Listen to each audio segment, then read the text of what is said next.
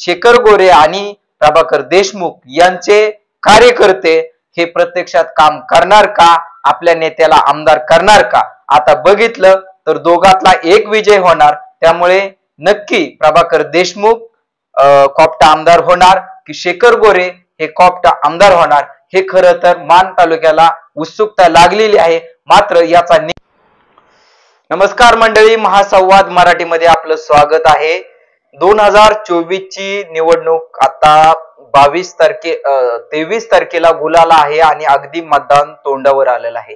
मान खटाव मतदारसंघामध्ये तुतारे आणि कमळ या दोन चिन्हामध्ये जोरदार फाईट आहे. एका बाजूला महायुतीचे भाजपचे उमेदवार जयकुमार गोरे विरुद्ध राष्ट्रवादी तुतारीचे उमेदवार प्रभाकर घारगे यांच्यामध्ये दुरंगी लढत आहे. मात्र या निवडणुकीमध्ये दोन नेते महत्वाचे किंगमेकर ठरणार आहेत. ते दोन नेते म्हणजे एका बाजूला शेखर भाऊ गोरे आणि दुसऱ्या बाजूला प्रभाकर देशमुख. मंडळी, याचं कारणही तसंच आहे. आपण हे दोन नेते कसे किंगमेकर ठरणार आहेत हे पाहूया. 2019च्या निवडणुकीमध्ये तिरंगी निवडणूक झाली. त्यावेळेस प्रभाकर देशमुख यांना फक्त 3000 मतदान कमी पडलेलं आणि तिरंगी निवडणुकीमध्ये 35,000 पेक्षा जास्त मतदान हे शेखर गोरेंना पडलं होतं. आता मात्र ही दुरंगी लढत आहे.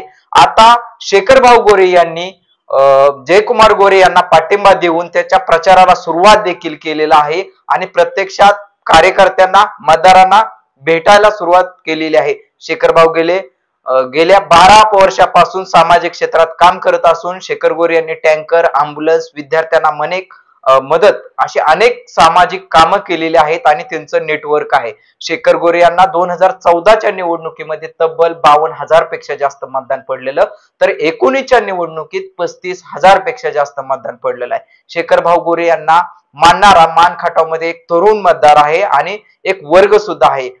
या निवडणुकीमध्ये शेखर भाऊ गोरे यांना महाविकास आघाडीने तिकीट न दिल्यामुळे शेखर गोरे राष्ट्रवादीवर आणि शरदचंद्रजी पवार, फलटणचे रामराजे निंबाळकर यांच्यावर प्रचंड नाराज झाले आणि नाराजीनंतर त्यांनी थेट माजी खासदार रणजित निंबाळकर यांची भेट घेतली आणि यांच्या भेटीनंतर देवेंद्र फडणवीस महाराष्ट्राचे उपमुख्यमंत्री यांची भेट घेऊन आपल्याला विधान परिषद मिळावी यासाठी प्रयत्न देखील केले. हा शब्द मिळाल्यानंतर शेखर गोरे यांनी आपले सख्खे बंधू जयकुमार गोरे यांच्या विरोधात तब्बल 12 वर्ष संघर्ष केला होता. हा संघर्ष थांबवून प्रत्यक्षात सख्या भावाचे म्हणजे कमळाचा प्रचार सुरू केला. दुसऱ्या बाजूला 2019ला जयकुमार गोरे यांना अगदी कडवी झुंज देणारे प्रभाकर देशमुख यांनी कडवी झुंज दिली होती. त्यांनी सुद्धा 19 नंतर गेली 5 वर्ष मान खटावमध्ये गावोगावी जाऊन प्रत्यक्ष जनसंपर्क वाढवला आणि विद्यार्थ्यांना शैक्षणिक मदत, कोरोनात मदत असे अनेक सामाजिक उपक्रम राबवले आणि आपलं नेटवर्क जबरदस्त केलं आणि त्यांना विश्वास होता की 2024ला आपल्याला राष्ट्रवादीचा अर्थात शरदचंद्रजी पवार गटाचं तिकीट मिळेल. मात्र ऐनवेळी डावपलटी झाला आणि डावपलटी झाल्यामुळे तिकिटाची माळ आहे ती प्रभाकर घारगे यांच्या गळ्यात पडली. यावेळी प्रभाकर देशमुख यांचे जे मान खटाव मधले कार्यकर्ते आहेत, पदाधिकारी आहेत, हे प्रचंड नाराज झाले होते. मात्र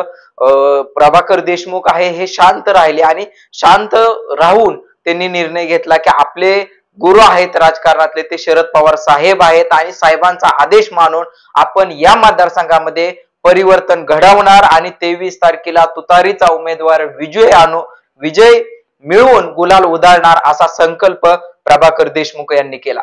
यामुळे आता मान खटावमध्ये असं म्हटलं जातं, जर जयकुमार गोरे निवडून आले तर शेखर गोरे हे विधान परिषदेचे आमदार होणार. म्हणजे एक आमदार निवडून आला तर दुसरा आमदार फ्री मिळणार.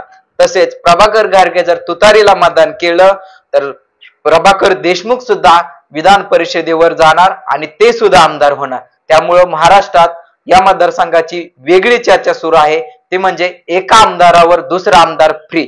या निवडणुकीमध्ये शेखर गोरेंचा गट आणि प्रभाकर देशमुखांचा गट हा खऱ्या अर्थाने किंगमेकर ठरणार आहे. कारण हे दोन्ही गट या मतदारसंघामध्ये ऍक्टिव्ह आहेत. प्रत्येक गावामध्ये या दोन्ही गटाचं नेटवर्क आहे. मात्र शेखर गोरे आणि प्रभाकर देशमुख यांचे कार्यकर्ते हे प्रत्यक्षात काम करणार का, आपल्या नेत्याला आमदार करणार का? आता बघितलं तर दोघातला एक विजय होणार. त्यामुळे नक्की प्रभाकर देशमुख कॉप्टा आमदार होणार की शेखर गोरे हे कॉप्टा आमदार होणार, हे खरं तर मान तालुक्याला उत्सुकता लागलेली आहे. मात्र याचा निकाल आपल्याला 23 तारखेला पाहायला मिळणार आहे. त्यावेळी महाराष्ट्राच्या निकालासोबत मान खटावचाही निकाल आपल्याला पाहायला मिळणार आहे. तुर्तास धन्यवाद. आपण जर या चॅनलवर नवीन असाल तर आपण सबस्क्राईब करा, लाईक करा, शेअर करा हीच विनंती.